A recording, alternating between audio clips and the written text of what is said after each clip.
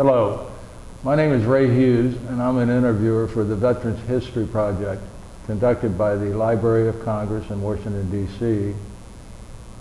And the interview is taking place today at the Cincinnati Hamilton County Public Library, where it's administered by Brian Powers, who is our cameraman today.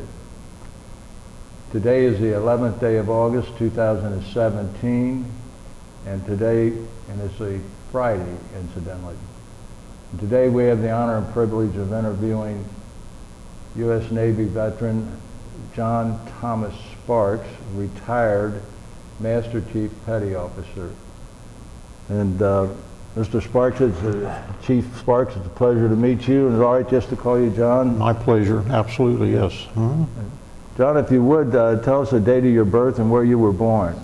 I was born in Fort McClellan Army Hospital in July 5th, 1945, and that is in the state of Alabama. It's Fort McClellan was an Army base. My dad was in the Army. I see. Was your father a career man? No. Oh, I see. So he was a World War II veteran? Yes. Mm-hmm. I see. And what was your father's name? John Sparks. John Sparks? John Sparks. And your mother's name? Minnie Sparks. Minnie Sparks.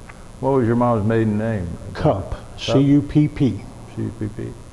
Where was your dad from, John? Kentucky. Where at in Kentucky? Right around they bounced around between Lexington and Lancaster and Nicholasville. Mm-hmm. And your mother, where was she from? She was from Kentucky, Whitley County, I believe. Down around Williamsburg and that area. I see. So, did your dad stay in the Army after 1945, or no? He was demobilized and sent home as soon as the war was over. Mm-hmm. And your date of birth again was? July the 5th, 1945. So your dad got discharged then in 1945. Mm-hmm. And where did you go to live at then? We went to, generally speaking, around the Milford, Ohio area. I see. And what was your dad doing for a living then? He was working for a company called Fisher Auto Parts. He got a job as the tow truck driver, or the wrecker driver, they called it back then. Mm-hmm. And he worked for that company for the next 35 years. I see. And they're located? They are located, or they were located down on Duck Creek Road in Norwood. Yeah. And did your mother work, or was she a housewife, or what? No, she was a housewife. I see. And brothers and sisters, did you have any brothers and sisters? I had two brothers, both deceased, and I'm sorry, I had two sisters, both deceased, and one brother, and he's deceased also. So all of your siblings are gone. Mm-hmm. I see. What were their names, John? Barbara was my older sister. Connie was my younger sister. Danny was my brother, younger brother, and he was in the Navy also. I see. So you grew up in out there towards Batavia? Around the Milford area. Milford. And then we gravitated to Oakley. I was in the 3rd grade then, and then we moved to Norwood, and that was it. I see. Stayed in Norwood and moved around about 15 times that I can remember. In Norwood, huh? Mm-hmm. What schools did you go to in Norwood? I went to North Norwood Elementary, to Williams Avenue Elementary, and then I moved to Norwood High School. I see. What year did you graduate from Norwood High School? 1963. I see. Did you do any sports or anything like that while you were in high school? I ran track and I ran cross country. I see. What did you weigh in those days? A lot less than I do now. I see. So you graduated in 1963. What did you do after your graduation? I ran as fast as I could to the Navy recruiter's office. And where was that located? Norwood. In Norwood? Mhm. What made you want to join the Navy? I say that because you live in Norwood, Ohio, Mhm. and your dad was in the Army. What made you think about the Navy? I'll tell you two things that happened to me that made me change my mind. I was going to join the Air Force because I had made a model of a B-29 when I was a little boy, and I liked that B-29 so much that I was going to join the Air Force. Didn't know anything about it, but two things happened to change my mind. Number one, I was in Lancaster, Kentucky one time at my uncle Dan's house, and he had a son named Arthur James who was in the Navy, and he had a little picture on his end table, and that picture was of Arthur James sitting there real cocky with a little smile on his face. He was in his whites, the black neckerchief, and his hat was kind of cocked back on his head and at the side of his head. And I would just sit there and look at that, and I liked that so much. I guess it was a combination of the smile and the uniform and everything. But what sealed it was back in those days, people in Norwood, they would come down to Cincinnati to do their shopping. They would get on a bus. It was the number 4 bus, and we'd get on it from Norwood. Well, my mom asked me if I would go with her, and I was about 14. Mom asked if I would go downtown with her, and so I did, and we were walking around. What must have been a Navy recruiter, we were walking side by side down here somewhere, and a Navy recruiter came out of a doorway on the sidewalk, and he took a right and was walking right in front of us, and he had on dress blues.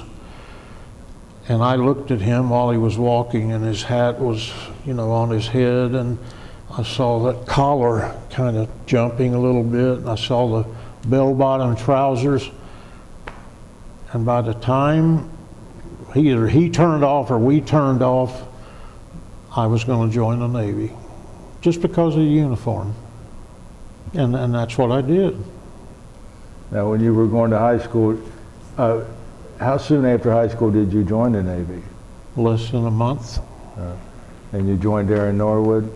Yes. Now, did you have any girlfriends at this time, or? Sure. I see. Was there any serious attachments at this time? No. No. Okay. I had a serious attachment, but it was with my car. What kind of a car? My dad got me a 53 Ford that we were poor, so he working at Fisher Auto Parts, he bought a wrecked 1953 Ford, and he fixed it up, painted it real nice, and gave that to me. And then he came across a white convertible 1954 Ford, and this thing was in immaculate condition. And he bought that for me for $400, and I loved it. So I had a convertible, beautiful car, no rust, nothing. And I felt like a millionaire when I was driving that car, but I had a car. You mentioned that you had carved a B-29 when you were a youngster. No, it was a plastic model. Oh, plastic model. Mm-hmm. Oh, okay. I say carved because I'm looking at Sure. your handiwork here, which we'll talk about later. So you joined the Navy when, the date that you joined? To the best of my knowledge, it was 29th of June, 1963. And where did they send you first? To boot camp in Great Lakes, Illinois. And that's outside of Chicago, is it? Yes. And where did you undergo your physical at? Cincinnati. Cincinnati? Mm-hmm. In Norwood? No, in downtown Cincinnati. I see. Mm-hmm. And how'd you get there to Great Lakes? A bus or train or? My first airplane ride. Oh, okay. So Mm-hmm. you flew there. Yeah. I see. What was training like in 1963 for the Navy? It was less harsh than I thought it was going to be.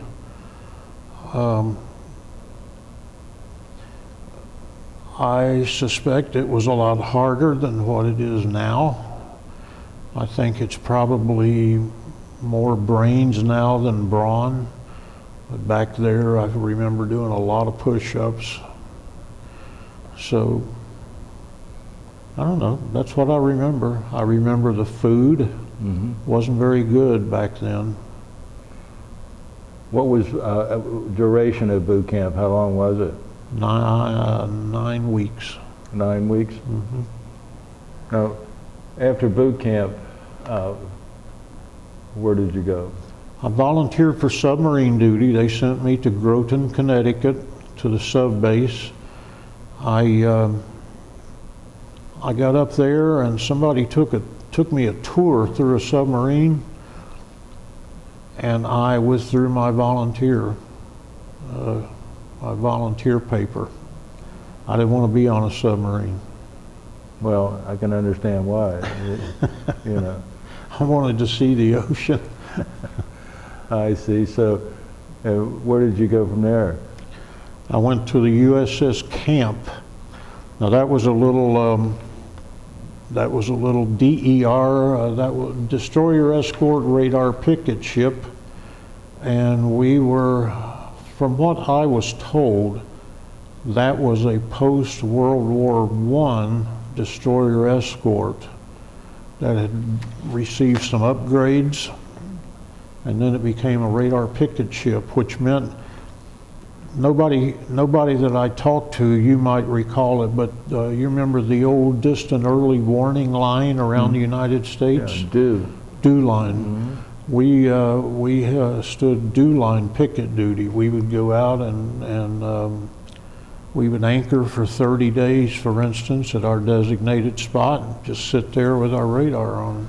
And where would the general locality of your designated spot be? That was right between Cuba and Key West, Florida. A little place called Dog Rocks, because right off of where we anchored was this great mound of rocks. And that's what DER stands for, Destroyer Escort Radar? Radar picket ship. Okay. Yep. Now, when you joined the Navy, did you think of Vietnam or anything of that nature at that time in 1963? It hadn't started up yet. First I heard of it was actually when I was on my ship, a year or so after I was on my ship. Okay. So you're pulling duty then down in the Caribbean. Did you ever pull any in other waters? We were home ported in Newport, Rhode Island, and there came a time when Vietnam flared up and we got orders to change our home ports. They sent 6 of the old DERs from Newport. They sent them around through the Panama Canal to become home ported in Honolulu, Hawaii. And then from Honolulu, we pulled about 9 months deployment over to the Vietnam coast. And there we did essentially the same job, except we were part of Operation Market Time, and we would just sit just off the coast of Vietnam. I don't know if it was south or north, but we'd sit off the coast and just go up and down and up and down, and we would inspect junks and sampans and boats and fishing boats and were you using your radar capabilities at that time? the ship's radar capability, Yeah. sure. Yeah. While you're going up and down the coast of Vietnam? Right. No, I had nothing to do with radar, but What was your job? I was a cook. A cook? Yeah. I see. How many men did the destroyer camp? Approximately 160. 160 men? Mm-hmm. And you prepared all 3 meals a day? When I was on duty, yes. Mm-hmm. I see. I'm curious, you say they boarded a lot of ships? What was the purpose? Junks Yeah. and sampans. We were on interdiction duty. which means we were trying to root out seaborne traffic that was trying to smuggle arms, ammunition, supplies, and people into South Vietnam from the north. Mm-hmm. So we would search the sampans, for instance, and we'd search them from one end to the other. We had a Vietnam Navy officer, was a liaison aboard our ship, and he would talk to the people, check their papers, and then we'd let them go if they were okay. If they weren't, we had people escort them into the port. Other boats escort them into port.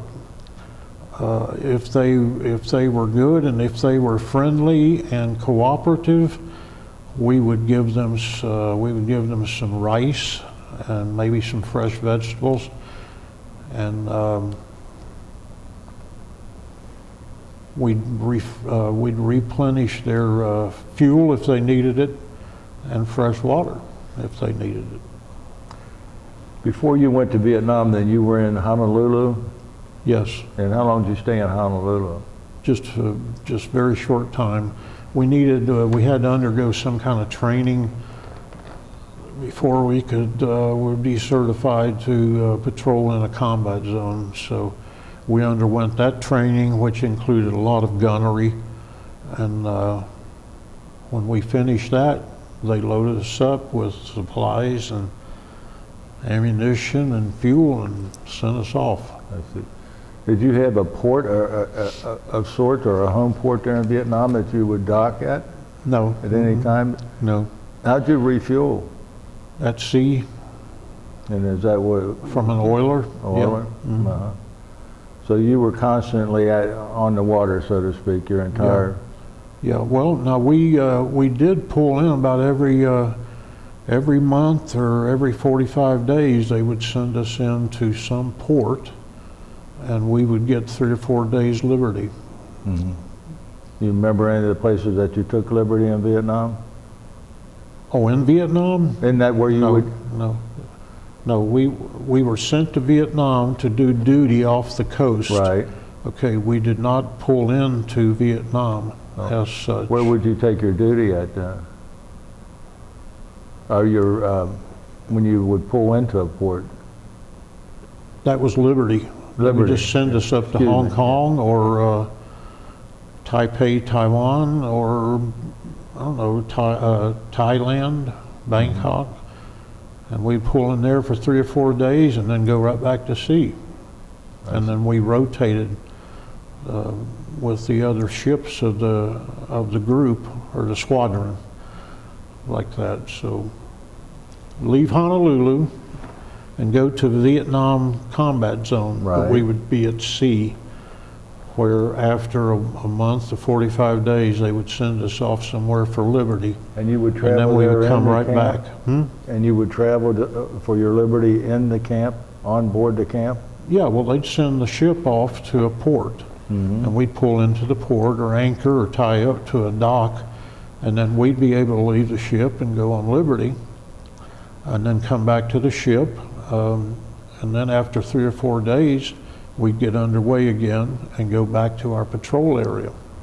Now, you were in Vietnam in 1965 and 66. That was, of course, that was for a year. We went over Christmas that time, so and the New Year. So it was 65 and 66. Yes. And had the war escalated to any extent at the time you were there? 65 and 66, it was starting to get hot. Yes. Did you have any occasions on board the camp where you had to fire at any of the ships you were boarding? No. Or the sampans or nothing like that? No. But we stood ready. We had our machine guns and Browning automatic rifles and 50 caliber machine guns at strategic places on the ship. And if we'd have had any trouble, of course, we were ready. I see. So When did you leave Vietnam, the waters of Vietnam? You're still on the camp when You're testing my memory. Yeah, it's probably around March or April of '66. of '66, and then we went back to Honolulu to our home port for rest and recreation. Mm-hmm. Did you enjoy Hawaii while you were there?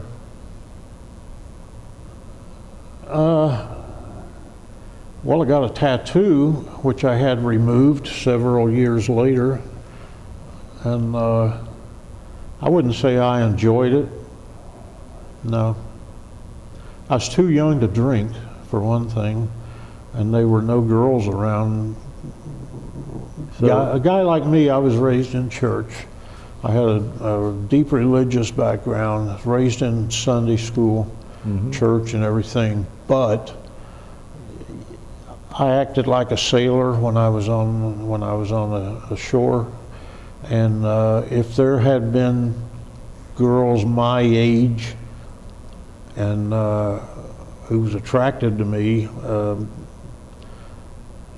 I would have had a girlfriend in Honolulu, but no, that didn't happen.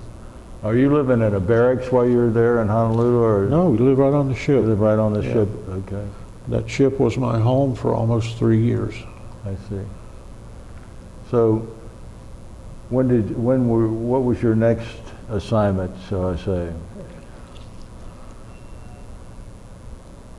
They offered me, by the way, I hated the camp for one reason, that because it was so hot. No air conditioning aboard that ship, and we were under that sun all the time, and it was just so hot. And they offered me, I was coming up on the end of my enlistment. It was in June, and they said, Sparks, we can tell you what, if you want to re-enlist or no, they used the word extend. If you'd like to extend for 2 years, we can send you to Key West, Florida. And I said, when? And they said, as soon as you extend. And that's exactly what I did. I wanted to get away from that hot ship, so I did. I extended my enlistment, and that, in effect, was the start of my military career. Not when I first went in the Navy, because I had no idea of staying in for a career. But when I extended my career, that was the start of my, when I extended my enlistment, that was the start of my Navy career. So, when you first joined, how many years did you join for? 3. Oh, you could join for 3. I see. So you signed on for a 2-year extension and got Key West. Key West, Florida. Yeah. How did you get chosen for your occupation as a cook? I wanted to be, after I had turned down submarine duty, I wanted to be a torpedoman. For some reason, I choose these things like, I don't know anything about them, but it sounds good, so I'll be a torpedoman. But I was sent to the camp as an undesignated seaman apprentice, which means that they could put me anywhere. And so I went to the deck force, where all undesignated seamen go. And so I was on the deck force, thinking I would someday take the test for a 3rd class torpedoman, and maybe they'd change me over from deck force to torpedoman. But my last 2 years of high school, I took a 2-year culinary arts course, and that taught me cooking. I had an excellent ex-Navy chef instructor, and he was a professional chef who had worked in the cooking industry for many years, and then became a teacher in Norwood. In Norwood Technical School. And so I took this 2-year cooking course, Now, I didn't tell them about that in the Navy or on the camp, but just like undesignated seamen go to the deck force, everybody has to do a tour of mess cook duty, where you go up into the mess decks for 3 months and you peel their potatoes and you wash out their big steam jacketed kettles, and you cut the lettuce for their salad, and then after the meals you clean up, and mess cooking is exactly like it sounds. The cooks do the cooking, and then you have to have waiters, people that clean up the place and things like that. That's what mess cooks do. But one time a cook was sick and they needed somebody to finish up this meal, and I said, well, I can probably do it. Well, what about this gravy? I said, I can make gravy, and I did. And that was my big mistake. Showing off, I was showing off, quite honestly. And they saw that I could cook and put out a good meal, and they transferred me from the deck force to cooking. And that was the start of my Navy cooking career. So, that was the end of torpedoing. I've often heard that the Navy had the best food of all. If you have a good chief and a good captain, you have good food. If either one of those are missing, it can be bad food. Well, that's interesting. So now we're going to be shipped to Key West, Florida, correct? Mm-hmm. If you would continue there for us. I went to Key West, Florida, to the galley, which is the kitchen. The galley on Naval Station Key West, and I spent an enjoyable 2 years there. I say enjoyable because the guy on the opposite watch from me, I was an E5 by them, or second class petty officer, so I was what's called the watch captain, or I ran the watch in the galley when my watch was on and put out the meals and everything. The opposite watch captain had a boat out in one of the trailer parks, and he let me use it. So while he was on duty, I had use of this boat. And man, we'd go out in this boat and get lobster and fish and dive and all kind of stuff. And then we played softball in the evening. I had a real good time. The cooking, the work wasn't hard. And so I had a good time. How many men did you have to prepare meals for there, roughly? Now that one I'm going to have to say that I can't remember. Yeah. As many as on board ship? Oh, no, it was a lot more, because it was service school command down there, and we had Marines down there. We had a Marine barracks, and we had school down there like the Navy diving school. So they did basic underwater demolition down there, and they did diving qualification, and they had, for instance, sonar school was down there at that time. I see. So we had a lot of people that we fed. It just didn't seem like a lot because we knew what we were doing, and just you put the food on the line and they eat it. Based on your training, though, at the culinary school that you went to, they didn't have to train you or break you in any way, shape, or form, did they, to be a cook, or just their paperwork? Just their paperwork. You had all the basics down, and I had more than the basics down. Mm-hmm. A lot more than the basics. And that was probably a reason for your rapid advancements, then. It was, yes. I had people on the USS Camp, for instance. I had made second class petty officer, and we were in a little midships compartment. There were 3 bunks here and 3 bunks over here, and then around this corner were 3 more bunks. These were 3 Filipinos, 3 black guys, and 3 white guys. And I guess all the armed forces, the Navy, and they were, it was hard for an African American and these Filipinos to advance. You had to do something spectacular. I mean, ace the test. But when I made E5, I had I had less than 2 years in the Navy, and I had guys in that compartment with me, some of the black guys that had a 3rd class or E4 with 4 hash marks. So they were in over 16 years, and I outranked them with my 2 years. It was embarrassing for me, to tell you the truth. Not that I would have given my rank back because of that, right. But it was still embarrassing. So you stay there till 1968, Right. and then what happens after 1968? Well, I had to extend again. So at that point, I re-enlisted, and I asked for an aircraft carrier on the West Coast. And they sent me to the USS Ticonderoga, which was just about ready to go to Vietnam.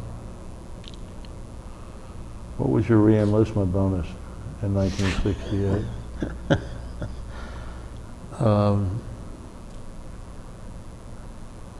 It wasn't much.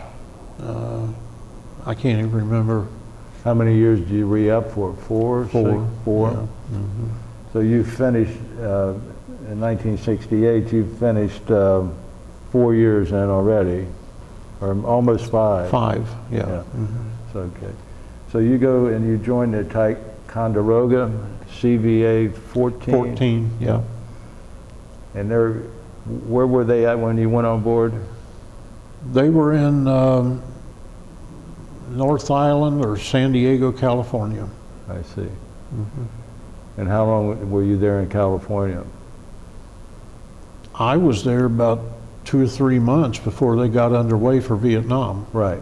Yeah. Yeah. You were assigned to that crew, though. Right, Yeah. yeah. Mm-hmm. And tell us about shipping over to Vietnam and if you went on the aircraft carrier. On an aircraft carrier, it was a little faster, and it was still a hot ship because it was built post World War II, but it still didn't have very many air conditioners on it.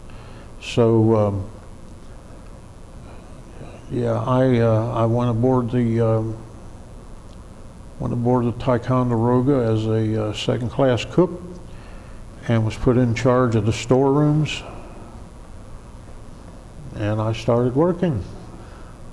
Tell us about provisions that have to be carried on board an aircraft carrier, the amounts and variety. It's a massive, just a massive amount of food.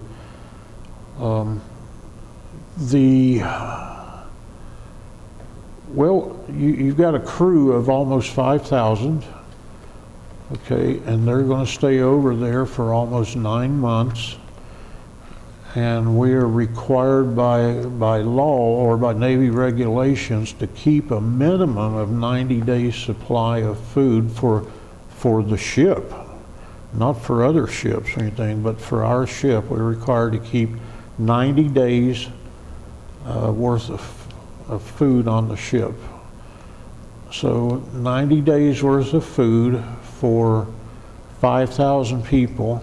And of course, it keeps getting used, and we replenish from fleet, what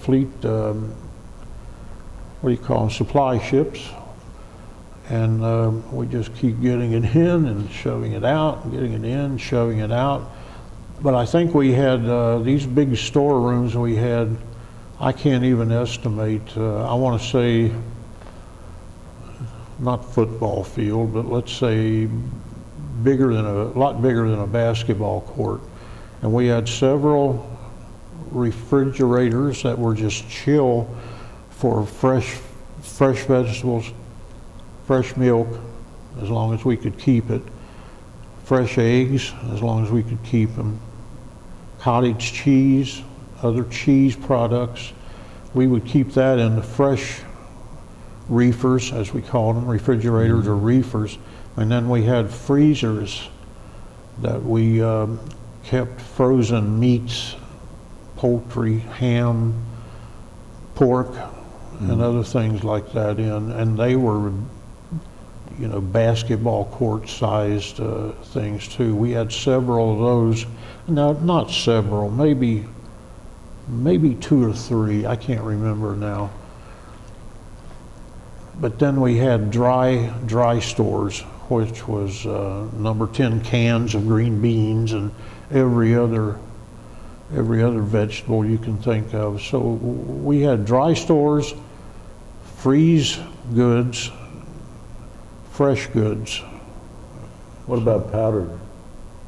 Oh yeah, we had a lot of powdered stuff on board, powdered, and we had powdered eggs, but we didn't generally use those because at that time we were starting to get some frozen. They made progress in the food, I guess, manufacturing end, and I guess you could get frozen eggs, so you could get these big 5-gallon pails of frozen eggs. Oh, really? They just crack eggs in them and freeze them, I guess, and then freeze drying came in. Those powdered eggs were nasty things, man. A guy wouldn't put those on the menu unless he was just he wanted to get back at somebody. So. Well, the cooks are unsung heroes of any unit, whether it's Army, Navy, or That's what they say. It has to be a daunting task, though, to feed 5,000 men in a day 3 times. Now, on a carrier, you're different from other ships. That the mess line is open for 23 hours a day, and that's all carriers. Even now, it's open 23 hours a day. So a guy at any time of the day or night, except for that 1 hour, can go up and get a full meal. Either breakfast, lunch, or dinner. Now, I'm not sure about that. I'm not sure if they've got roast beef and boiled potatoes and green beans and corn on the line, if they would fry you some eggs. Because the men are on different shifts themselves. Yeah, you know, yeah. And but I think what happened is, if I can remember right, it used to be if a guy would walk up when we had this stuff on the line and say, "Hey, could I get a couple of fried eggs?" They would tell him, "Just get out of here." You know, cooks were pretty rude back then, and I think though that they started opening up a different line for those guys. We had several chow lines on the ship. Okay. And they would open up a different line and serve breakfast. If I'm thinking right, I might not be right. How many hours a day were you on duty for your position as cook? The way I remember it is 18 hours. Yeah. Well, because you had nothing else to do. Right. So you got 8 hours of sleep. And if you theoretically work 8 hours a day, what are you going to do that other 8 hours? You got nothing to do. So you stay down in your workplace and just work with your people. You don't want your entire load to be dumped on you 8 hours a day, so you tend to do at midnight what you don't want to do tomorrow morning at 9 o'clock. So. Now, the Ticonderoga was an aircraft carrier, so they had naval aviators taking off daily to... well, just about daily, yeah. Now, these fighter bombers, is that what they were? Right. Do you recall the type of aircraft that flew off there? I know the Crusader. What kind is that? Is that a... is that an something like I don't know, but the Crusader I know was, and the Phantom was big on there, and then they had another type of plane, that little bitty one, kind of small, delta winged, and it might have been an A5, but I had nothing to do with aviation, so I didn't know. Now, did you lose many aviators there off of the Ticonderoga? Lost several. Ticonderoga. The Commander Air Group was shot down. I didn't find that out for years. They didn't put it out on the ship that Commander Air Group was shot down over North Vietnam. So I didn't know until later on that on my deployment, this guy was shot down and was taken prisoner. I see. And you pulled, I think the normal tour is 11 months over in Vietnam, or 12? About 9 months. 9 months. It was about 9 months at that time. Where at in Vietnam, off of what area were you with the Now Ticonderoga? that I have no idea, but we flew over North Vietnam, so I suspect it would be over somewhere around North Vietnam. I see. Of course, now you're 200 miles off the coast, so Okay. you can't see the mountaintops on an aircraft carrier. Right. Anything else you want to tell us about the Ticonderoga while you were on board there? I made first class petty officer, E6, and I was able to move into a little compartment that had E6s in it, and it had an air conditioner. Now, And I started being happy on sea duty at that point. first class petty officer is one rank below chief, is that correct? Yeah. Okay.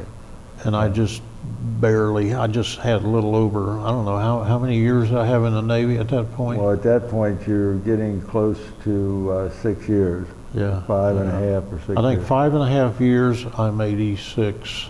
That's rapid advancement. That's in the Navy at that time. That was spectacular. I'm not bragging. I'm just No. telling you. Yeah. I had an advantage that I didn't even know of until I started Yeah. serving food on the USS camp. What was the pay in 1969 for a first class petty officer? You're getting too detailed now. I have no idea. Okay. None. All right. So from the how did you get transferred off of the Ticonderoga? Way back when I was in Key West, Florida, and the plan of the day, they came out and said volunteers needed for duty in Vietnam for gunboats. That was back in Key West, Florida, when I was in Key West. And so I put in a request sheet. I said, request duty in Vietnam.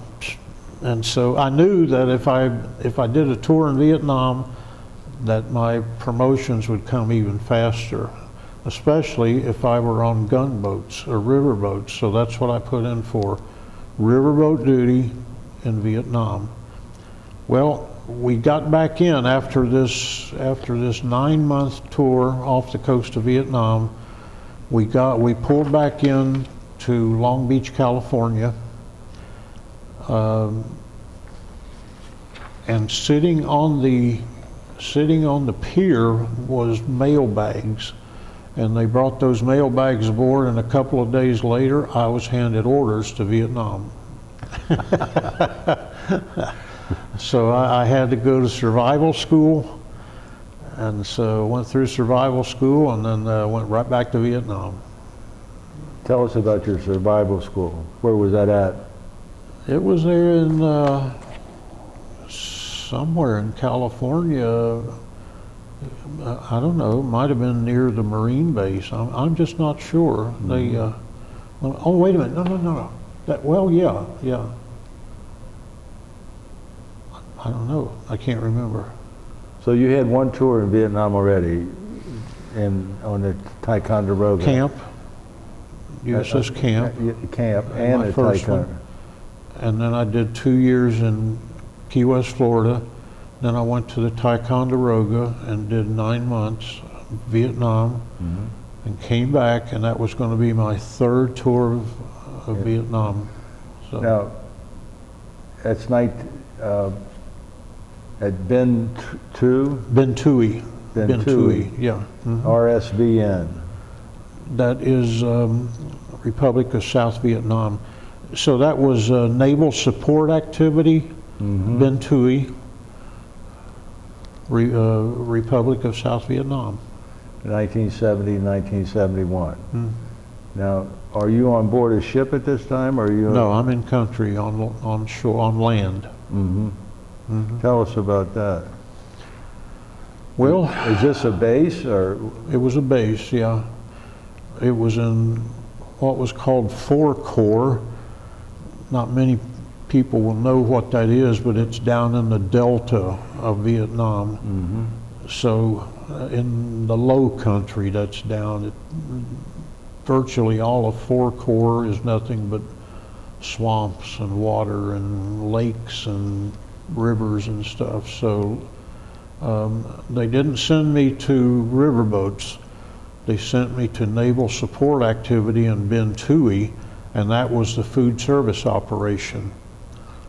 They assigned me, I'm going to get a little bit technical now, it's not real technical, but in Vietnam, the Army was in charge of bringing all the foodstuffs in the country into Vietnam, and they would put it in these big, huge bases, these supply bases, and then all of these other places like the Navy and the Air Force, they would send trucks or helicopters or boats or whatever, but they would send a requisition for food.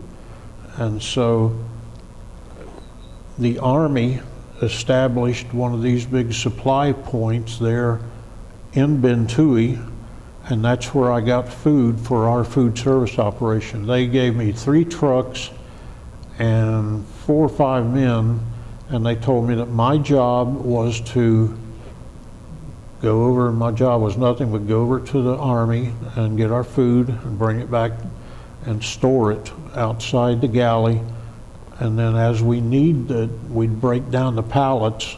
As we need it inside, we'd break down the pallets and take the food inside.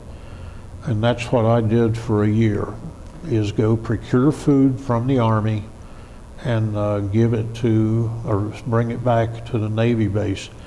I also had another job, and that was to, when some of these little outlying bases, very, very small bases, that could have just been 1 or 2 riverboats, but they would send their requisition up, and I would issue food to them, either give it to them on the back of their truck, or if I could, I'd load it onto a riverboat that was going that way, or if I could put it on a helo that was going that way, they could drop it off. But that's what I did, is supply all of those other little Navy units down there. Are you near the Mekong River, is it called? It's in the Mekong Delta. Yeah, right. But I was near what was the name of that river? I want to say the Bok Sal River, but I'm not sure.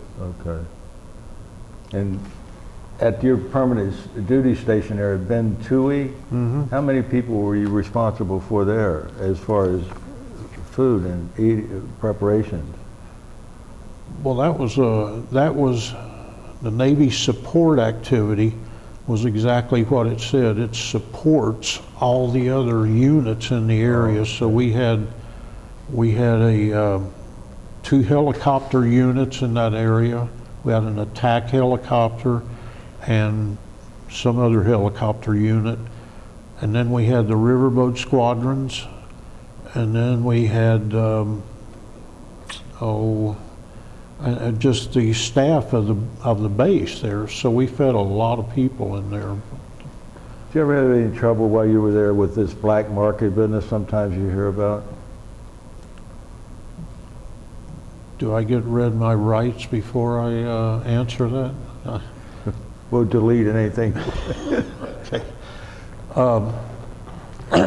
Actually, I guess I was involved in something, but I wouldn't call it black market. What I would do is, I guess you just have to be there. You'd have these guys walking up to me, and they got to know me, but they would walk up, these Army guys, in, you know, their muddy boots and everything, and they'd walk up and they would say, "We're about to go back out. We're going out to the field for 9 weeks, and we need our field rations." So they would get their LRPs, which is long range patrol rations. They'd get C rations and LRPs from me. And so I would give them their LRPs, and then they'd say, "You got any meat we can get? We could just take along a little meat so we could have something other than this." And I would give them meat. I'd give them steaks, quite honestly. I didn't have to account for it. You didn't have to account for your food in Vietnam for some reason. They didn't take any inventories, so you didn't have to account for anything. And so I would give them steaks, and I'd give them some frozen chickens if they could keep them frozen while they went out, and then before they went bad, they'd have to cook them. But yeah, I would give them stuff. And then this one guy came back. He was a special forces guy, and he came back to me and he said, "I got something for you, Sparks." And he pulled a rifle out of the back of his truck, and it was one of these SKS Chinese rifles, and he gave me this rifle, and he said, "It's a captured weapon." And so I took it over and put it in my locker, and that was the black market there, if you want to talk about cooks and black markets and stuff like that. That's not black market. Okay. No. I didn't get involved in black market. No. Now, No. there was an Army sergeant, I will tell you this, there was an Army sergeant on this big supply point, and he was usually the one that issued all of our stuff and made sure it was put on our trucks. And he came up to me with some deal, and he started talking, but I didn't understand a word he was saying. And I said, nah, I don't. And he said, "Look at this." And he reached in and pulled a wad of money out of his pocket like this. And I'm talking about US dollar bills, and it was illegal to have dollars in Vietnam at that time. You had to have military script. And he pulled that out of there and he said, "You know, you could have something like this." And I said, "No, thank you." Remember, I was a Sunday school guy, and I was basically honest. And so I told him, "No, I don't want any part of that." Well, that good was for my you. big opportunity. Huh? I said, "Good for you." Thank goodness. Were you ever fired on while you were there at Bentui, at your base? I don't think, not me personally, but we know there were enemy units around there because during the Tet Offensive, that base was almost wiped out, they said. But while I was there, they had a few terrorist activities, but no attacks, nothing like an attack, no. The most dangerous thing you can do is they had a main road that bisected this base. It went right through the middle of this base. So to get from one side, for instance, to the enlisted man's club or to the petty officers club, from the barracks you had to cross this road. And boy, it could be dangerous crossing that road because you had convoys going across there, driven by Vietnamese drivers. And when you put a Vietnamese driver on a 10-ton Army truck, they like to speed, and they lean on their horn and they just go. They don't care what's in front of them. So you had to watch your, that was probably the closest I came. There was one other incident where some of us were fired on. I had taken duty manager. I'd stood by in the AC-Doocy Club, or the first and second class petty officers club. I took duty manager for a guy one night, and I was in there, and you just got to watch out and make sure the door's closed and locked when the club locks and stuff like that. But next door, by the way, this AC/DC club was two Quonset huts sitting side by side. This Quonset hut that sat side by side with the AC/DC club was the SEAL hut. The Navy SEALs were in there. And they had a barrel out here where they cleared their weapons before they would go inside their building. But one night, the night I was in there as duty manager, we started hearing pow, pow, pow, pow, pow, pow, pow, pow, pow. And guys started dropping on the floor, wounded. You know, there's blood flying, and there were guys there. There were 3 guys hit, I believe. One was hit in the cheek, and it went out his mouth, and he was playing. You ever played shuffleboard? Mm-hmm. That long board where you have to hang on, and you're looking down to see whether you got a hanger or not. And he was going, and he was hit in the cheek, and it came out his mouth. And another guy, unfortunately, he was getting ready to go home, and he was hit right in the elbow. It just wiped his elbow out. And so I guess he probably had to get out of the Navy. But there were 3 guys hit, and that's the closest I came to being under gunfire in Vietnam. Mm-hmm. And it came from the SEAL hut. From one of our own men, yeah. Anything else you want to tell us about being there in 4th Corps before we... It was just another job to me. I got the food from the Army and gave it to the Navy and anybody else that asked for it, and got me a rifle to bring home with me, and that was about it. Were you able to bring the rifle home with you? Mm-hmm. Yeah, it's right up in Norwood right now. Good, good. So, 1971, your 3rd tour of duty in Vietnam is over. And if you will, what happens then? I asked to go to a submarine tender. I knew I had to go to sea, so I asked to go to submarine tender in Charleston, South Carolina. I've heard that Charleston was a good place to be stationed, kind of laid back, and it was. I got sent to the USS Orion, which is a submarine tender, and all we did was sit at the pier and provide all kind of services to a submarine squadron.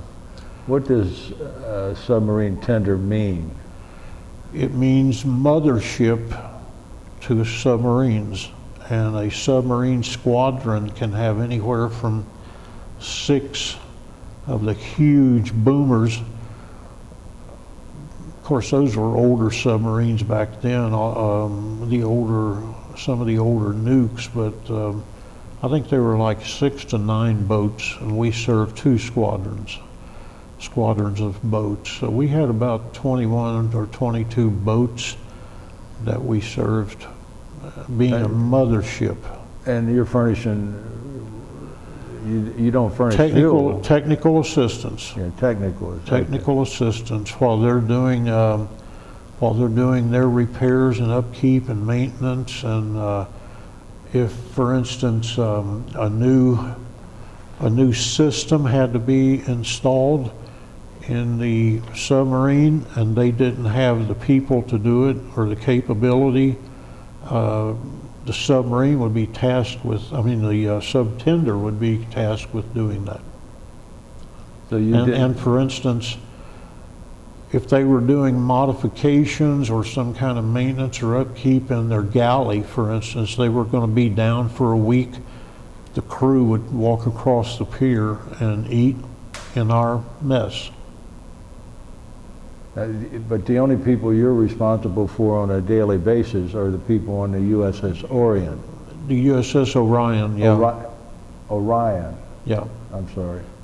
Now what is that? The celestial. The star, yeah. Yes, Stars. Orion. How many men were on board the Orion, would you say, roughly? I want to say 600 and some, 600. but it might have been as much as 900. I'm not Now, sure. were you at sea much on the Orion? No. Okay.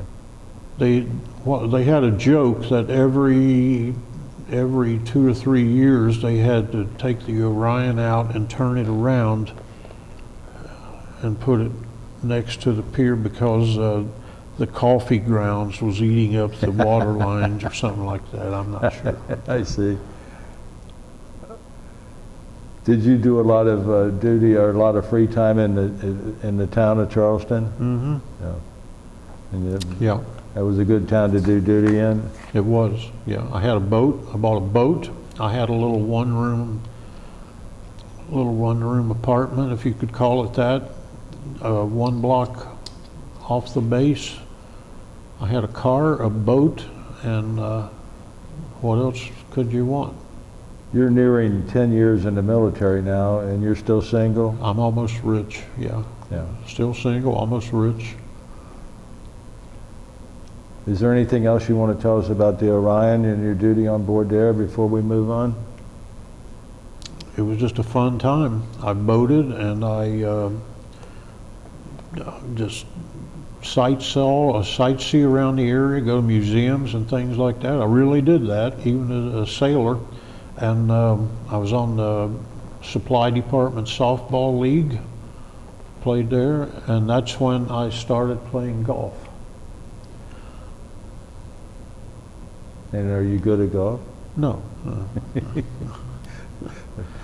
One of the guys on my watch, I hope we have time for this, one of the guys on my watch on the ship wanted to start golfing, so his wife, I don't know, he was a 3rd class, I don't know how she did that, but a brand new bag and about 5 new woods, about 5 or 6 or 7 new irons, and she bought this for him for his birthday, and so we started going over to the little 9-hole course on the base there, and I went out.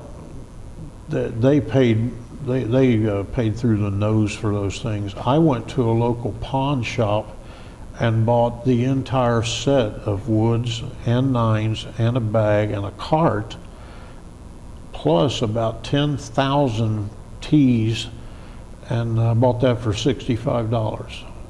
And that's when I started playing golf. What was the name of the naval station there at Charleston? Naval Station, Charleston. That naval, NAS? Yeah, Naval, NAS Charleston? yeah, yeah. Now, some people say it was Naval Submarine Base. It wasn't a Naval Submarine Base. It was just Naval Station, Charleston when I was there. Okay.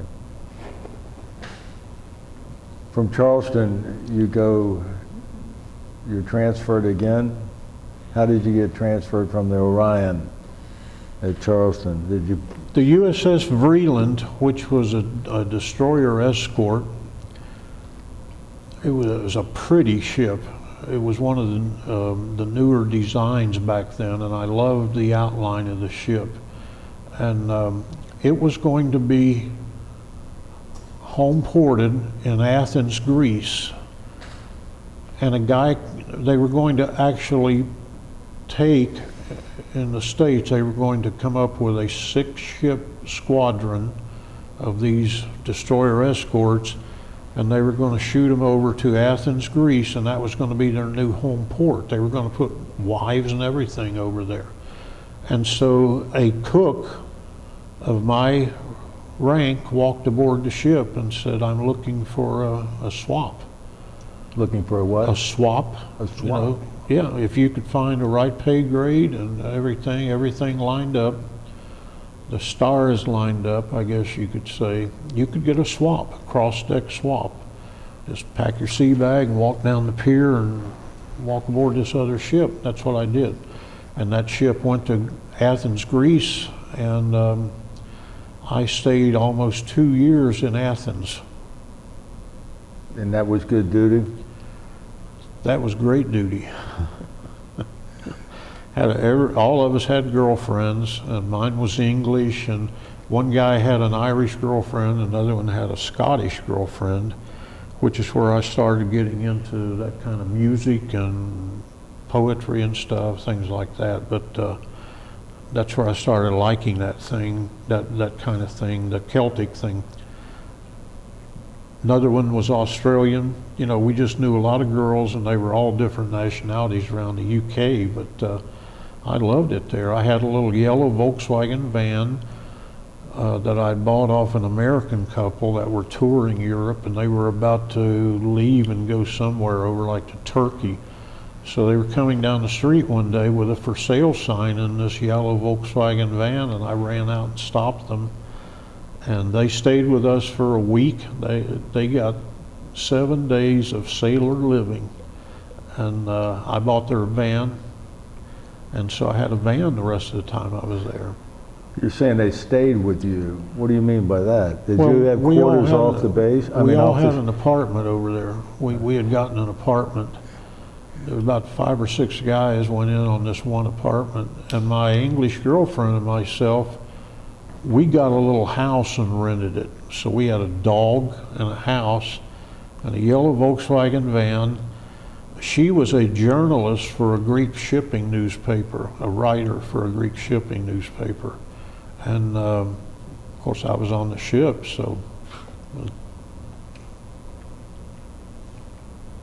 So that was sounds to me like some real tough duty there.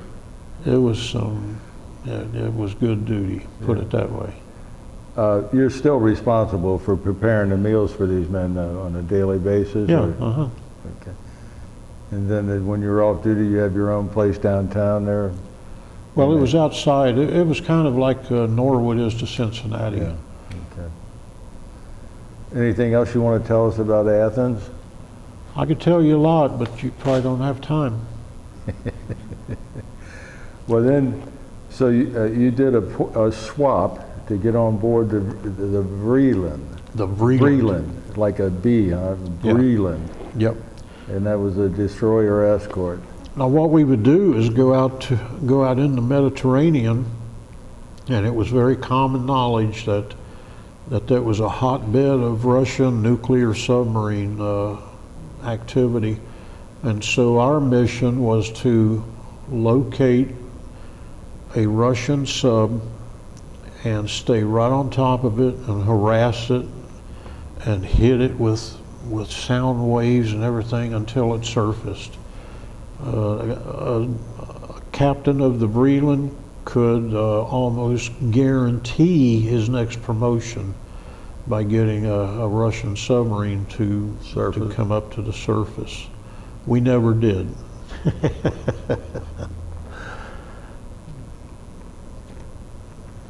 So from Athens, how do you end up in Columbus, Ohio? Put in for recruiting duty. I heard that you had to, if you're going to advance in the Navy, you had to kind of get away from your job. You had to do something else, I guess, to let the Navy know that you have more capabilities than just cooking. You could be a recruit company commander, which is a drill instructor, but or you could go on recruiting duty. I chose recruiting duty and did 3 years in Dayton, Ohio. It says Columbus here. That's our headquarter building. Headquarters? Yeah. Oh, okay. So are you still a first class petty officer when you come off the Vreeland? Yes. And when you go into naval recruiting, you're a first class petty officer? Right. And you're working out of Dayton, Ohio, you say? Yes, right downtown Dayton. Now you're still single. Yes. Tell us about recruiting duty, if you would, because you spent almost 3 years doing that, didn't you? That was a 3-year tour of duty. 1975 to 78. It's probably the hardest I've worked in the Navy, the worst liberty I've ever had in the Navy. And I got the worst evaluation that I ever had as a petty officer when I left there. Um, they just set impossible quotas downtown Dayton, and it was very That's an Air hard to Force make town, goal. isn't it? Hmm? That's an Air Force town. Oh yeah, Yeah. but I don't know. It was just very hard, very hard to make your quota, and it is a quota. It's not a goal. But I got a bad evaluation. Now, when you're that rank, they don't say he was a terrible guy. They will say he did the job as well as it could be expected, and that was, that was Kiss of death. yeah. So, but I came back from it, and I came back from that and made chief. Did you make chief after you left there? I was chief on recruiting duty. I made chief on recruiting Oh, you duty. made chief while you were there? Right, right. Chief is the same as a master sergeant in the Army and the Air Force. It's an E7, yeah, I'm not sure what it is. So how did you're unhappy with your tour of duty in Dayton, I guess? I didn't like recruiting duty at all because you have to lie. You have to lie to people. And lying is required. In what way? I don't know if I want to get into that on this videotape, but you want me to get into detail? You want me to give you one example? Yeah, you give us one example. Okay. There are programs that you can enlist people in the Navy for. This basic program is if a guy walks in and says, I just want to go in the Navy. I don't care what I do, just put me in the Navy. I want to go to a ship. You can put him in the Navy and you don't have to give him any programs or anything. But the next up is a school guarantee, a specific school guarantee. So if a guy wants to be, for instance, an air controller, you can guarantee him air controlman, AC, if you get a school quota for it. And it's very hard to get a school quota for it. So you try to direct them into something else. And you say, well, this machinist mate that's kind of like air controlling. I'm just kidding. What you do is try to get him in this lower program. Now this lower program is what's called the occupational specialty program. So you got no program, specific school program, and then occupational specialty, which might have 3 or 4 jobs on it. For instance, under mechanical, if this guy had a mechanical, you couldn't get a specific school, but you could put him in under OCSPEC or occupational specialty guarantee, school guarantee, and he is guaranteed to get one of these schools. One of these schools might be machinist mate, hull maintenance technician, ship fitter, or engineman. Okay, they're all kind of related, but not really. So you would tell him, he would say, yeah, but I really wanted to be a machinist mate. That's what my dad was, and that's what my uncle was. So I want to be a machinist mate. And you say, well, look at this. We can't get a machinist mate specific school right now, but I can put you in next week if you want to go under OCSPEC. And look here, you've got machinist mate, but then you might get machinist mate. You can request it.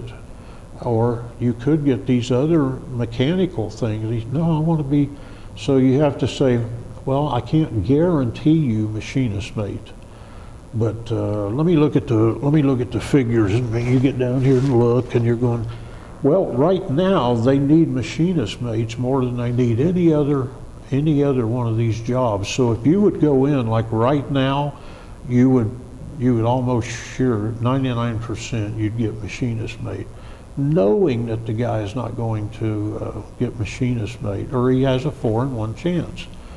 but you're making your quota. You've got to do that to make your quota to get that guy to go in the Navy right now. So, and that's just one very mild example.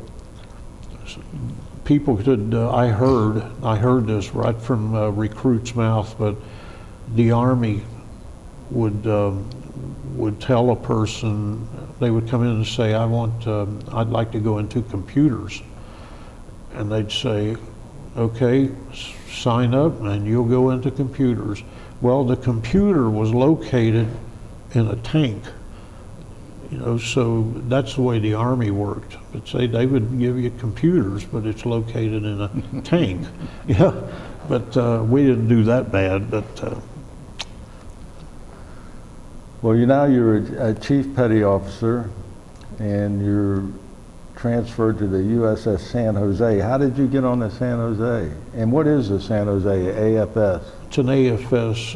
Yeah, it was coming up my time for sea duty again. You do 3 years short term, and then you go back to sea for 3 years.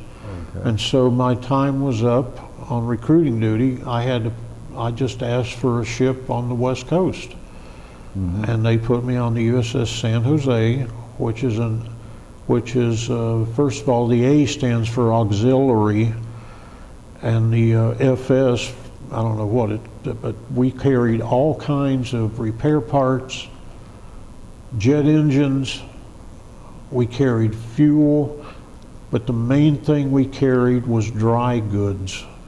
Dry goods, fresh and frozen food, and then things like toilet paper and paper napkins and things like that.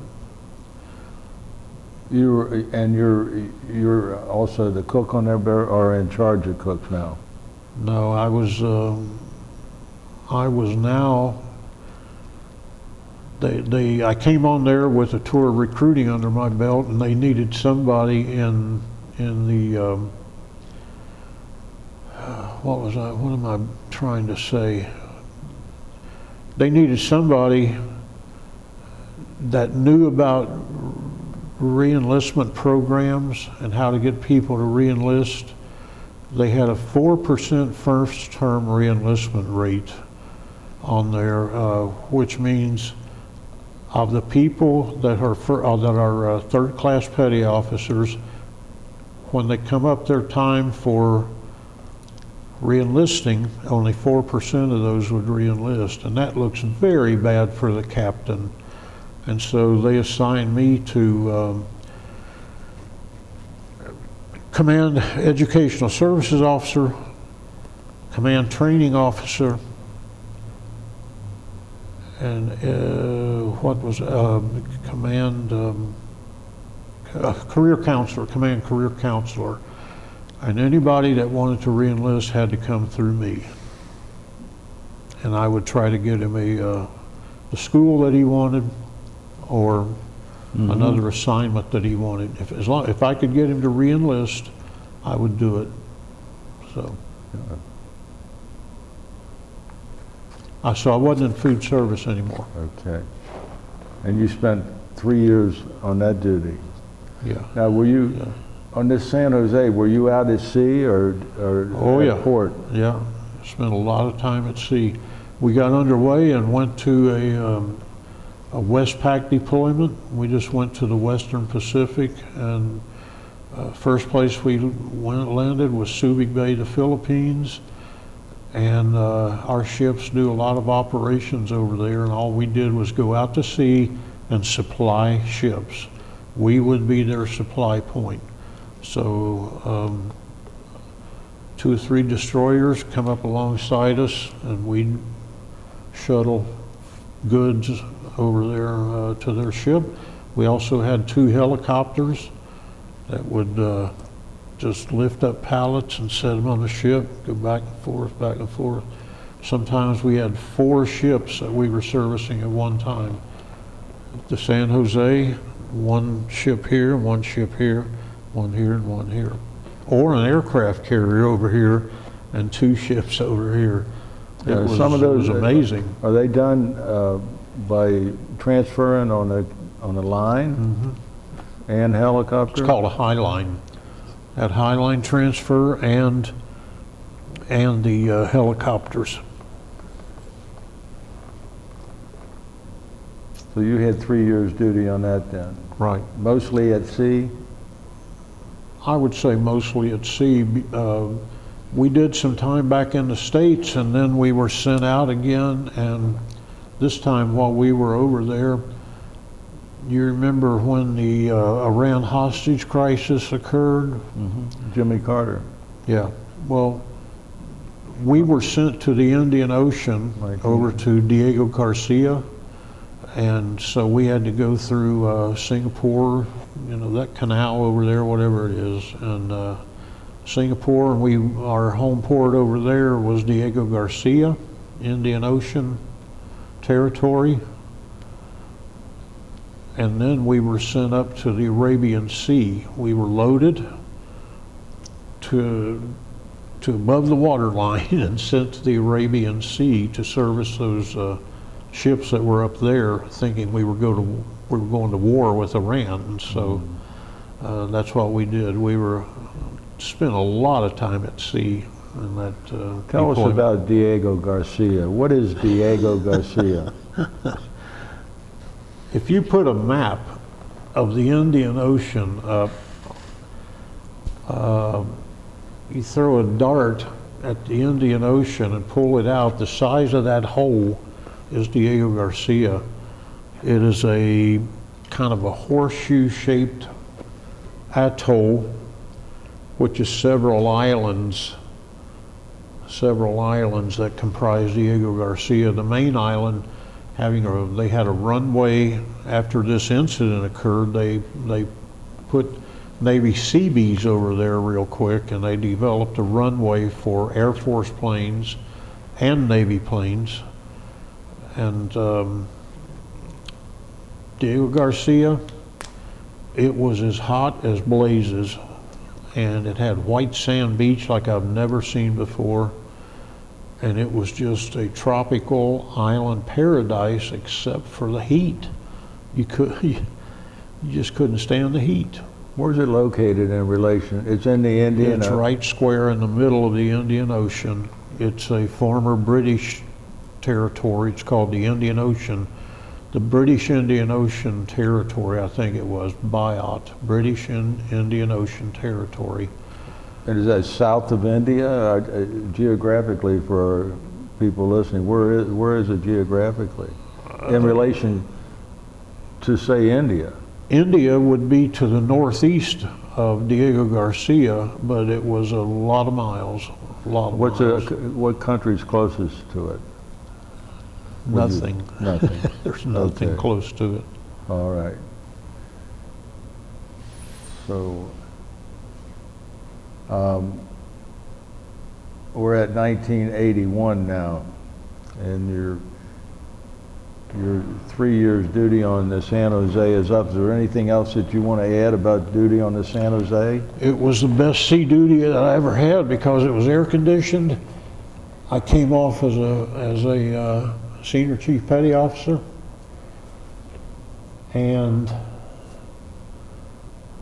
I worked directly for the captain on that ship. I could go into him anytime and ask him anything. And Captain Jerome L. Johnson was my commanding officer on there, and he personally got behind the re-enlistment effort on the ship, and I could get anything I wanted. And I have seen him chew out officers right in front of me for not complying with, if I would tell this guy, you've got an appointment down here with me for your re-enlistment talk, and so come down here at 1300 today. Well, I'd be sitting there waiting, and the guy wouldn't come, and I was required to go to the captain and tell him. He had one guy who didn't report today, but I got all my others done. Who was the guy that didn't report? He was a bosun's mate. He got that, he got on his phone and he said, send Lieutenant Commander Stevens up to my cabin right now, please. And so Lieutenant Commander Stevens came up there, a Mustang, former bosun mate, and this guy, he was a tough guy. And the captain dressed him down in front of me, and he says, when this chief tells you that you have one of your men up there, you better be up there, you know, you better make sure that he's up there, and otherwise you'll have to escort him up there and be there for his, you know, appointment or whatever. He did that a couple of times, and you talk about embarrassing. That was embarrassing. But he ended up a 4-star admiral. And that was, he gave me the best evaluation I've ever had in the Navy. And the thing that put Master Chief on me the first time I went up was the fact that he went into my E8 evaluation, transfer evaluation, and he wrote in his handwriting, and he says, Senior Chief Sparks has been one of the most effective and best, this and that, this and that, and this and that. He said he could serve the United States Navy best as a Master Chief Petty Officer.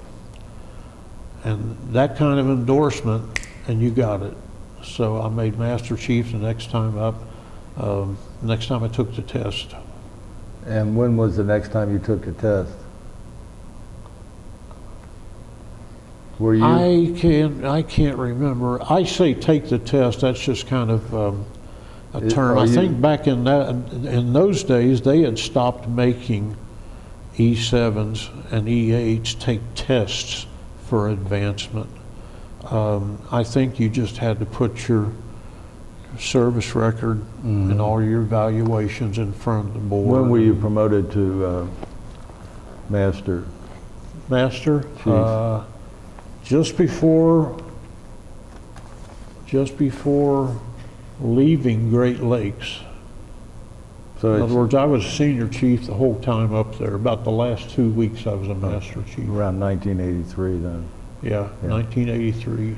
So after the San Jose, your next assignment is what? Naval at Great Lakes. No, that was Great Lakes. I was, that handwriting you see on there, while I was at Great Lakes, I was the officer in charge. I was actually an enlisted man and an officer in charge billet. And it was officer in charge of enlisted dining facility 1128 on the recruit training side of Great Lakes, Illinois. They had supply school command and they had recruit training command. Well, they sent me to recruit training command side, and the recruit galley was my duty station over there. And we fed, now this is when in the summertime when the high school graduates had left high school and they were joining the Navy. So we had a lot of people in boot camp. We would serve 10,000 people in a period of 3 hours, 3 times a day, and then one meal at midnight for watchstanders and duty people at night. So we served, I'll repeat that, 10,000 persons per meal in a period of 3 hours in that galley. Wow. And it was the largest food service operation under one roof. That's key. There are places in the Department of Defense that feed more people, but they have different galleys. They have satellite in Chicago? galleys. It's in Great Lakes, Illinois, which is about 45 minutes or an hour up north of Chicago. Okay. Yeah. But yeah, it's the largest enlisted dining facility under one roof in the entire Department of Defense. And I took great pride in that. Yep. Right after I left, Great Lakes, they had an inspection for the Navy Memorial Awards, which is a Navy-wide competition for food service awards, best galley, food, best overall operation, everything. And right after I left, they were inspected and they won first place for a large dining facility ashore. Mm-hmm. And then my next duty station after that was the USS Frank Cable, which is a submarine tender in Charleston again. Mm-hmm.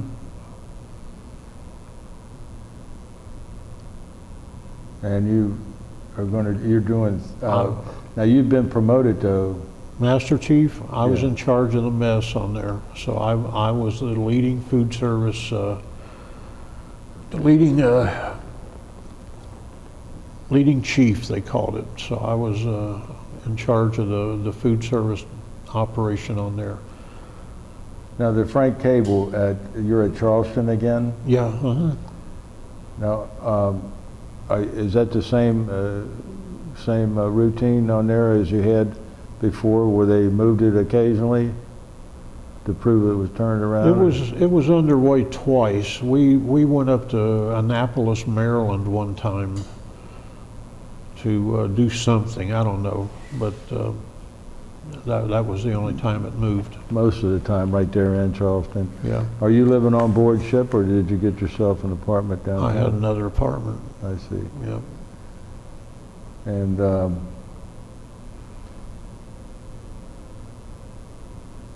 are you still single at this time? Yes. Okay. Do you have anybody that you're serious with at this time? Yes. Okay. And what is her name? Let's just call her Susie. Okay. I take it you didn't marry Susie then? Oh, no. Oh, no. okay. Well, That's what I meant about being serious. That's all right. We don't have to go there. no, let's not go there. Yeah.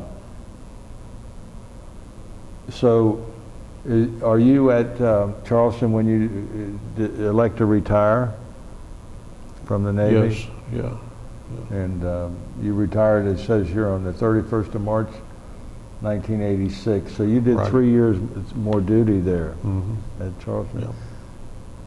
Anything you want to tell us about the cable, your duty on the cable that we haven't covered? I made Master Chief in less than 20 years, which is probably record breaking. I don't know, but I had to re-enlist for 3 years, or extend my enlistment for 3 years in order to sew the stripe on. And that's what I did. That's why I went to the Frank Cable. Oh, I see. Okay, that's right, because Yeah. you had, Yeah. in 1983, you had 23 years in. So actually, you've got almost 24 years in, I would say. Yeah. Yeah. Nothing much I want to say about the Frank Cable. So after you retired, what did you do? You were in South Carolina. Did you continue living there, or did you move back to Ohio? No, I moved to Tennessee for a short period of time, and I worked at an architectural millwork place, and I learned how to run a molder, a big, huge molder. I did it pretty good because I'm a detail kind of guy, and they put me on it. And trouble is, that company shut down, so I moved back to Cincinnati because family were up there. And so I moved to Cincinnati, and I started looking for a job, and I wanted to go to school. I wanted to go to nursing. I wanted to go into nursing, but I didn't have prerequisites to go to college, and my Vietnam era tuition assistance under the VA, they cut that off at December 31st something, and I lost 2 years of my entitlement. So I didn't have the prerequisites, so I was looking in the paper. I wanted something medical. I was looking in the paper, and I saw this dental assistant, dental assistant, dental assistant, dental assistant, dental assistant. And so I started checking out dental assistant, and found out that dental assistants not only assist, you know, when the doctor's just seeing mom and dad and all that, but they can also assist in surgery and things like that. So I signed up and went to a full-time 2-year dental assisting course. So I graduated from a 2-year full-time dental assisting course and went to work for a dentist out here in Fairfax, and worked for him for several years, many years, until I finally I retired. When did you retire completely from that then? Hmm? When did you retire from that? A couple of years ago. Just a Yeah, I stayed there a long time. long time. Yeah. Yeah. I noticed you talked about your religious background while you were in the Navy. And I also have this book here that you published, had printed, The I wrote. Poetry of John Sparks. I wrote. Yeah. You wrote. Yeah. And tell us about the poetry and about your religious background, if you would. My religious background, I started going to a Pentecostal church when I was a babe in arms. And I attribute the fact that I'm living right now to the Lord Jesus Christ, and He's my personal Savior. And I depend on Him for everything, and that's my religious background. That's not a religious book, however. That book that I wrote is poetry.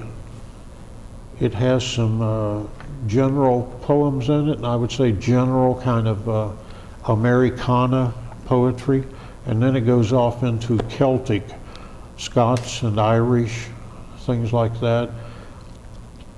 And then in the back, that gets into my military career. It talks about when I was a young sailor and things like that. Written in the form of poetry? Yeah. Okay. And are you still a member of the Pentecostal church? Absolutely. I see. Yeah. Which church is that? I can't go right now because of the pain that I have. I can't sit on hard pews for a long time. In fact, we're getting to my limit right now in this chair. But What church do you belong to? the Norwood Cameron Avenue Church. Uh-huh. We have. Let's talk about your married life. Who did you marry, and how did you meet your wife? What's her name? Her name was Vicki Maiden name? Claire. K-L-A-R-E or C? C-L-A-I-R. C-L-A-I-R. Mm-hmm. All right. How did you meet Vicki Claire? In church. Uh-huh. At your church, the Pentecostal? Yes, yeah. And how long did you all go together before you got married? It was 6 to 9 months, something like that. Well, you tell us about Vicki, if you will, then, please. I'm not going to talk about Vicki except to say that after about 9 years, we had a son together, and no, have to take that back. We didn't have a son together. I was a single parent of a 5-year-old boy when we got married. Oh. Now, I had this 5-year-old boy when I was in Tennessee after I retired. So when I retired, I had a little 3-year-old boy. We're not going to talk about that. But when I met Vicki, I was in church, and she ended up being, I hate to say this, but she was not a suitable mother for my son. And to be quite honest, I divorced her, and I told my son this. I said, you're going to be a senior in high school next year. You need to do well because you're going to college. And I'm going to give you 1 good year of high school. You're going to be peace and quiet. And I divorced her to give him that year of peace and quiet. And that's why we divorced. And is that the only child you had? No. I have an older son from a previous marriage. Before Vicky? Yeah. And you want to... Way before Vicky. That's, I wasn't going to talk about this. Well, you don't have to, I'd rather not. but, okay. I have a son, an older son that is 45, almost 50 years old, I guess, and he just retired as a captain in the Covington, That's right. Kentucky Police Department. Yeah, you told me his first Yeah. name before. What was that? His name is Dennis. Dennis Sparks, Dennis Sparks. Yeah. My younger son is an ordained minister, and he's in Cleveland, Tennessee. He's yeah. assigned to a church down there. Yeah. Yeah. Yeah. Big used car town. Big what? Big used car reconditioning town it used to be. Is that right? Yeah, Cleveland, Tennessee. Yeah. One of the biggest in the country, as a matter of fact.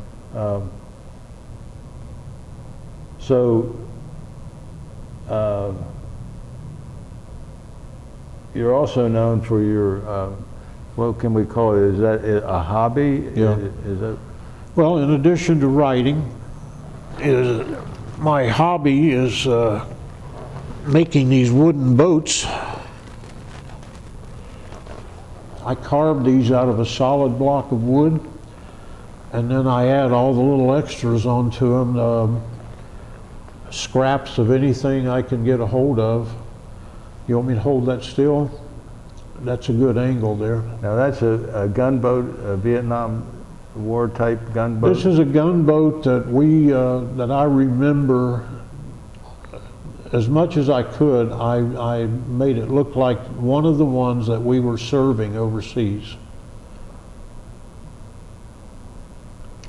Now, you say you carved that out of one piece of wood, a Yeah. block of wood. What type of wood do you use for that? Balsa. Balsa? Yeah.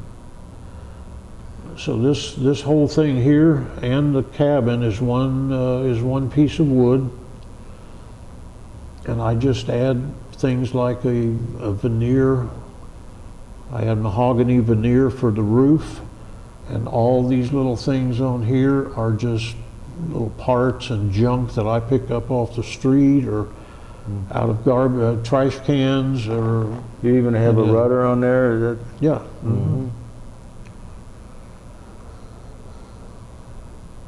And this one here is That's a tugboat, and that is Delta Dredging Incorporated. yeah. This is not a normal or a regular tugboat, as most people think, but it's one that's used by a dredging corporation, and it would most likely be used in the big pipes that come out of the dredge and runs over to the shore to pump the silt over to the shore. They move those pipes around. And so this is also one piece of wood, but then I made the cabin out of little slats of wood. And again, it's fully detailed. That's beautiful. Thank you. Very beautiful. Very meticulous, detailed.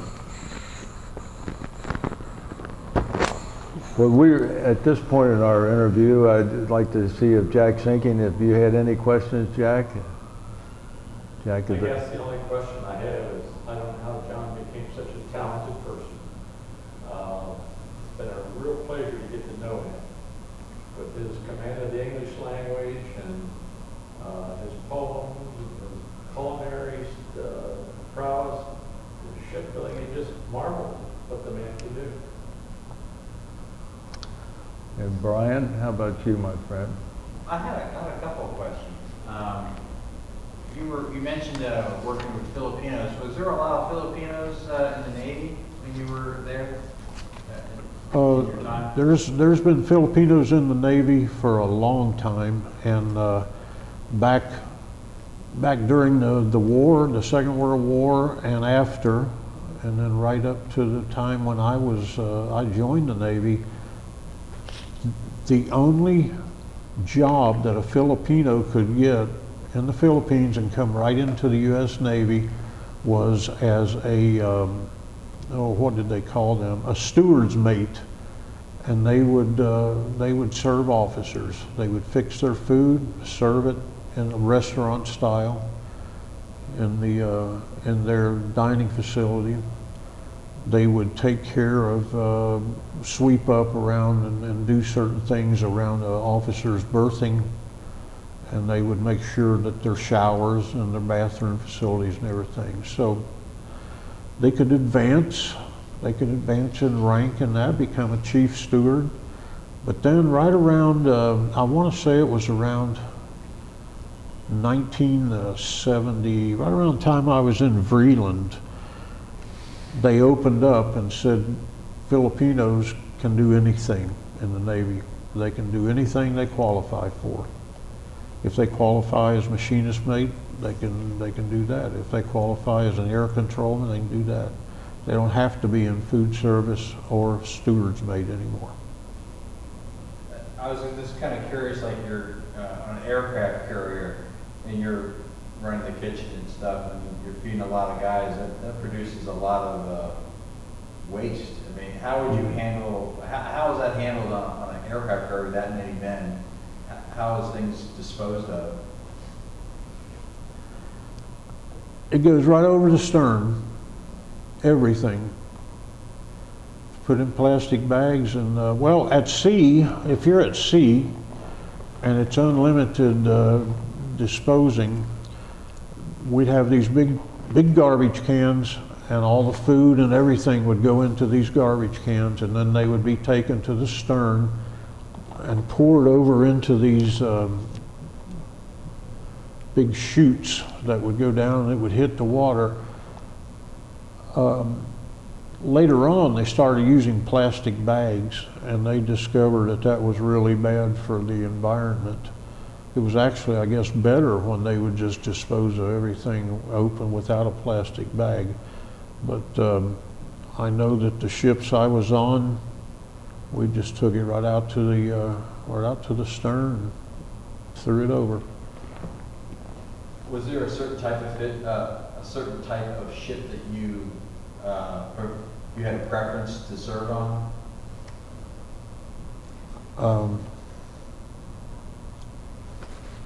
I guess of all of them, they all had their shortcomings, and then they all had their good points. Shortcomings was usually they were hot. In a couple of the ships, the food wasn't very good. USS Camp, the food was terrible when I went aboard there. I hope that somebody who was a crew member while I was cooking would tell you that that the food was pretty good when I was on duty. That's what I hope. But to get back to your question, I guess I liked that USS San Jose was a AFS, a combat store ship. I liked that because all the conveniences of home were there. You know, you had your little store where you could buy M&Ms or a Mars bar or something. You had a canteen where you could buy Cokes and stuff like that. You had air-conditioned places that you slept. You had nice bunks with actual mattresses. So I liked that, but just for the sake of being a sailor and being at sea and going up and down and side to side, I'd have to say I liked the camp for that reason, and I liked the Vreeland for that reason. And when I write my poetry, sometimes, even as I'm writing, I'm thinking about those ships. Well, I was in some of the ships out on the ocean in Vietnam. What was your impression when you were actually on land in Vietnam? Did you have a first impression about being in Vietnam itself? Impression, it was hot. It smelled differently than I was accustomed to, and it was dusty. I lived in a barracks that looked like it was Second World War, and I had to work about 12, 14 hours a day, every day.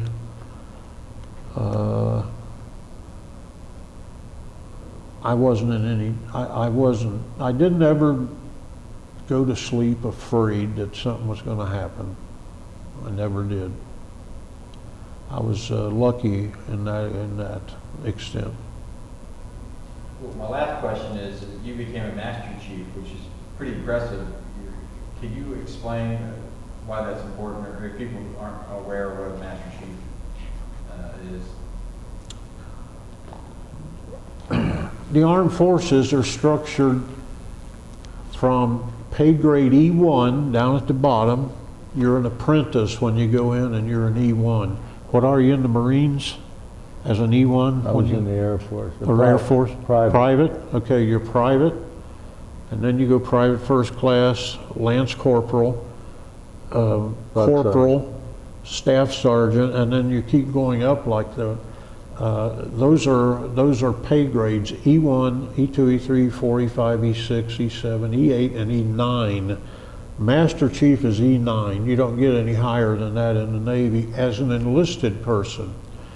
The Navy is different from other military services in that at the rank of E7, when you make E7, you throw all of your sailor uniforms away and you put on a Chief Petty Officer's uniform.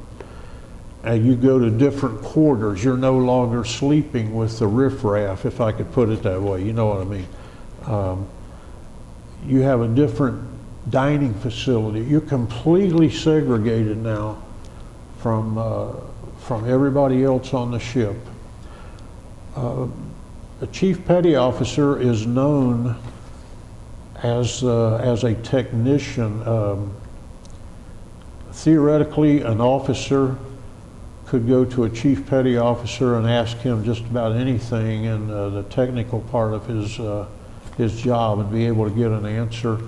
But the other thing is, Chief Petty Officers are known for their leadership ability and their ability to lead and control the men in their divisions. Chief Petty Officer is prestigious. If you do 20, 25 years in the Navy and you come out as a Chief Petty Officer, E7, you can rightfully be very proud. You made, they say a Chief Petty Officer's like God. So I don't know what an E9 is. But then making E8, that's nice, but making E9 is really great. Well, thank you very much. You're quite welcome.